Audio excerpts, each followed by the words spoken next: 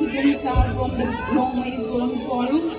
The artists' names are Basil Kamai, Lulu Kamai, Arjun Raimai, Gaini Mai Kamai, Kahindrai Raimai, Kaikum Kamai, Hansingam Gonmai, Singsing Gonmai.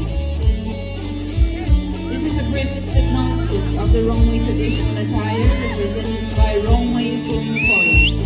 Wrongway traditional attire, a masterpiece, meticulously woven in perfect rhythm, with a nature proudly depicting the past as glory. The first presentation showcased a full combat gear adorned by warrior in warfield, while defending the land, progress, and integrity of the tribesmen.